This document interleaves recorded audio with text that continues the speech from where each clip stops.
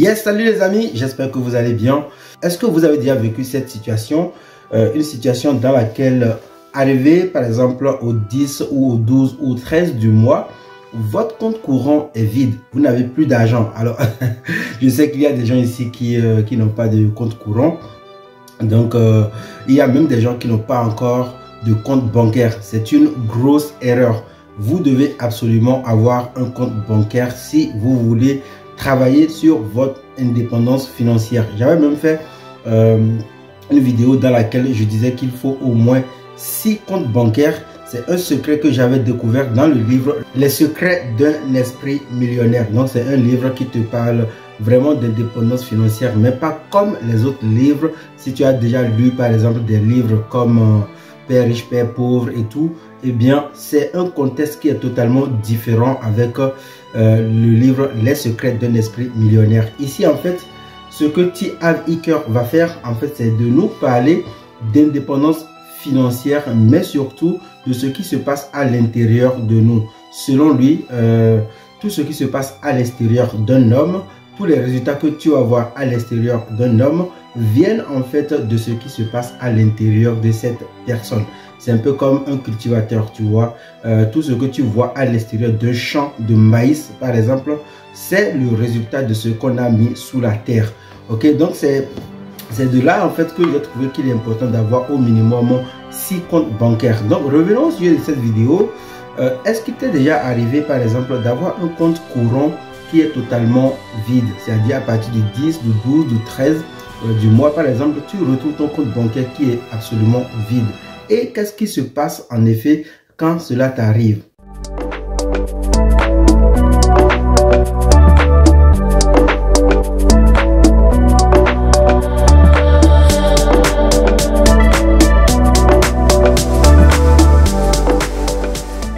Comme je le disais, ce mois, j'ai vécu quelque chose que je n'ai plus vécu il y a plusieurs années. En effet, à partir du 10 du mois, en fait, je n'avais plus d'argent sur mon compte courant. Donc, le compte courant, c'est le compte sur lequel il reste de l'argent que je dépense tous les mois. Donc, c'est avec ce compte, par exemple, je vais me faire plaisir, je vais aller m'acheter de nouveaux vêtements, je vais acheter de nouvelles baskets. Voilà, c'est le compte en fait sur lequel il y a l'argent que je vais dépenser. Et c'est quelque chose que je ne vis plus parce que depuis que j'ai commencé par construire mon indépendance financière, si tu es abonné sur cette chaîne YouTube, tu as vu que j'ai travaillé sur plusieurs niveaux. J'ai par exemple développé plusieurs sources de revenus, j'ai lancé une société, j'ai fait, voilà, on a fait beaucoup de choses et aujourd'hui, on continue de faire développer ces business. Donc, je voyais en fait que il y avait un peu d'argent qui rentrait et je ne vivais plus la situation difficile. Mais ce mois a été un peu différent parce que certes, j'ai gagné vraiment de l'argent avec ma société, avec mes business d'affiliation, avec mes autres sources de revenus. Il y a de l'argent qui est entré.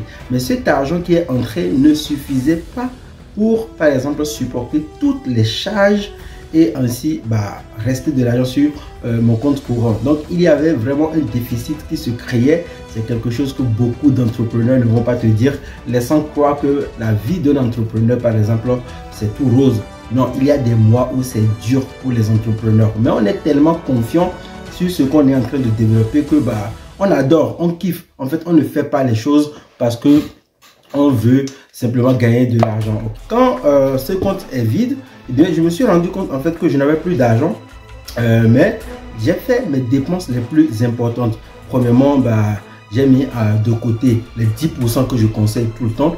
C'est la première chose que j'ai faite. Dès qu'il y a de l'argent qui vient, 10% doivent aller sur mon compte d'indépendance financière. Donc c'est de l'argent que je mets de côté et c'est de l'argent donc qui se stocke tout seul.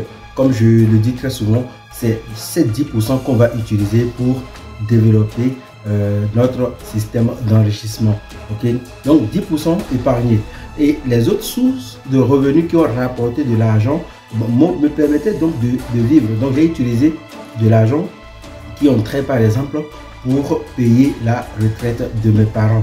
C'est quelque chose que je ne te cache plus. Moi, mon gros kiff, je me suis lancé sur le chemin de l'indépendance financière uniquement parce que je rêvais en fait de payer la retraite de mes parents. Et quand je te dis ça, ce n'est pas que je les ai envoyé 10 millions de francs, 10 000 euros. Non, c'est vraiment quelque chose juste pour que mes parents vivent. Donc, c'est quelque chose que j'ai mis en place et dont je respecte, que je veux respecter dans les mois à venir. Donc, je mets cet argent, j'envoie cet argent pour payer cette part de dépenses. Ensuite, toutes les autres dépenses ont été payées. Le comptable a été payé, les quelques personnes qui m'aident ont été payées, à l'exception d'une personne que je dois encore payer.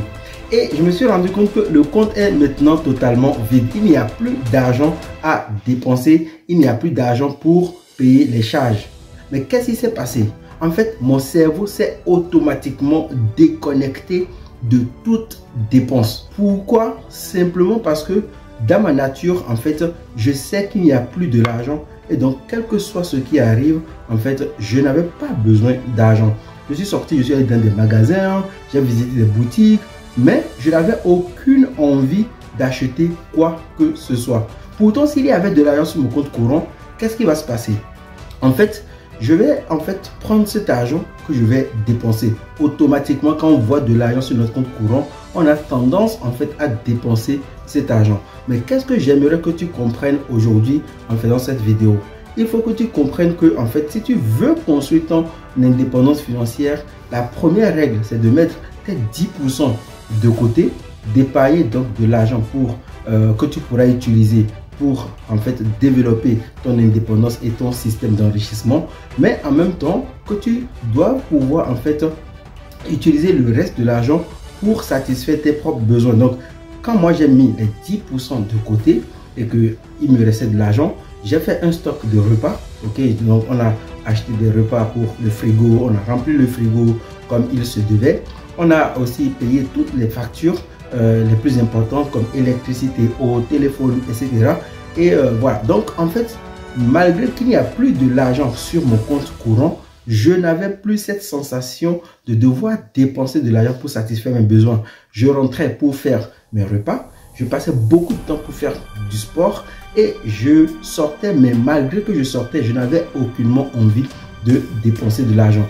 Je vois beaucoup de personnes qui disent que elles ne peuvent vraiment pas devenir financièrement indépendantes parce qu'elles gagnent très peu d'argent et elles ont peur de tomber dans cette situation dans laquelle leur compte courant est vide. Il faut que vous sachiez une chose, votre cerveau sait réagir par rapport à la difficulté. Lorsque votre compte courant sera vide, le cerveau va très bien réagir. Il va se dire, ok, il n'y a plus d'argent. Vous allez voir que vous n'aurez même plus envie d'acheter certaines choses que vous achetiez il y a quelques temps, simplement parce que vous savez qu'il n'y a plus de l'argent et que vous respectez votre envie de devenir financièrement indépendant. J'ai trouvé ça très intéressant et j'ai trouvé que il fallait que je partage tout ça avec vous. Voilà pourquoi je fais cette vidéo. Mais dis-moi toi ce que tu fais lorsque par exemple ton compte courant est vide. Donc pour beaucoup de personnes c'est dur. Mais lorsqu'on veut vraiment devenir financièrement indépendant, il faut s'en tenir à nos objectifs. Il faut vraiment respecter nos objectifs personnels et travailler sur ça et tenir dur. Le cerveau, c'est quelque chose qui est énorme. C'est lorsque tu ne mets pas ton cerveau en difficulté, tu ne te rends pas compte de la capacité ou de sa capacité à réagir, à bien réagir d'ailleurs pour t'aider à supporter la difficulté que tu vis en ce moment. J'espère que cette vidéo t'a plu. Si c'est le cas, n'hésite pas à mettre un pouce. Abonne-toi à la chaîne YouTube. Active la cloche de notification. Regarde dans la description de la vidéo. Je t'offre toujours la formation gratuite qui te permet de commencer par créer des sources de revenus sur Internet. J'espère que la vidéo t'a vraiment plu. Partage-la autour de toi. On se retrouve dans une prochaine vidéo. À très bientôt.